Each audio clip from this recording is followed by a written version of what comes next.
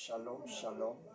Est-ce qu'un chrétien peut célébrer, louer Dieu, le Père, au nom de Yahweh, éternel, Jéhovah? Examinons les Écritures pour voir si cela est correct par rapport à la Sainte Doctrine. Je suis dans 2 Thessaloniciens chapitre 2, le verset 15. Le frère Paul dit ceci: ainsi donc, frères, demeurez fermes et retenez les instructions que vous avez reçues, soit par notre parole, soit par notre lettre. En rapport avec cette portion des Écritures, nous comprenons qu'il y a des moyens où les apôtres apportaient la parole. Les apôtres apportaient l'évangile par 2 canaux. Le premier, c'est à vive voix. Et le second, c'est à travers leurs lettres.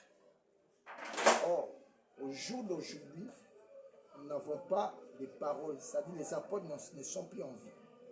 Ils nous ont laissé leurs lettres.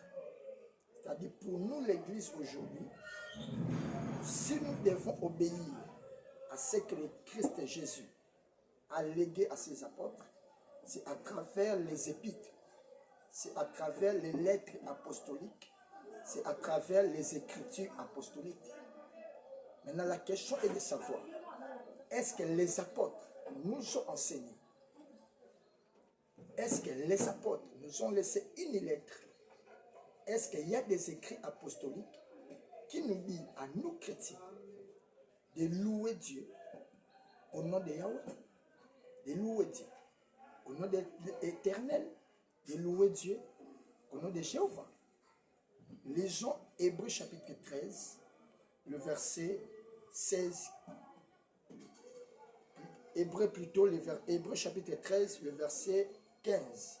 Qu'est nous dit Hébreux chapitre 13, le verset 15? Hébreux chapitre 13, le verset 15. Il est écrit ceci: par lui, c'est-à-dire par Jésus, parce qu'il y a d'autres versions qui disent par Jésus. Ici, je suis dans la version Scofield. Dans la version Scofield, il est écrit par lui, c'est-à-dire par Jésus, offrant sans cesse à Dieu un sacrifice de louange. C'est-à-dire la louange, les cantiques spirituels, on l'offre à Dieu. C'est-à-dire nous chantons à Dieu. Écoutez ce que dit l'Épître aux Hébreux. Par lui, c'est-à-dire par Jésus, offrant sans cesse à Dieu un sacrifice de louange. C'est-à-dire le fruit des lèvres qui confesse son nom. Le nom de qui? Le nom de Jésus. Ah, par là nous comprenons. Selon la lettre apostolique, selon les instructions apostoliques, un chrétien, lorsqu'il chante à Dieu, c'est au nom de Jésus-Christ. Cela veut dire, dans nos cantiques, un chrétien, lorsqu'il chante, dans nos cantiques, un chrétien ne peut pas chanter Yahweh, éternel, Jéhovah. Non. C'est-à-dire, on ne peut pas écouter un chrétien en train de chanter et dire Yahweh, Yahweh Sana, ou soit Yahweh Tobelemi. Un chrétien, selon cette écriture, ne peut pas chanter éternel est bon, éternel est bon, ou soit Jéhovah est son nom. Jéhovah, non. Parce que 2 Thessaloniciens chapitre 2, le verset 15 nous dit, nous devons retenir les instructions apostoliques qui nous est parvenu, soit par la parole, c'est-à-dire à vive voix, soit par la lettre.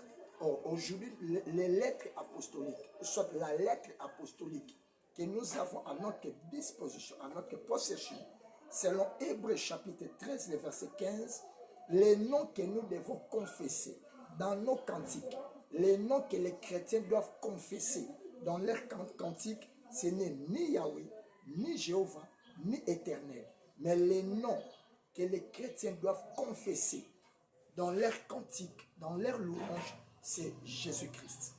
Et vous maintenant qui me suivez, vous qui chantez Yahweh, vous qui chantez Éternel, vous qui chantez Jéhovah, vous le faites selon quelle instruction apostolique? Répondez-moi dans les commentaires. Shalom, que le Seigneur vous bénisse.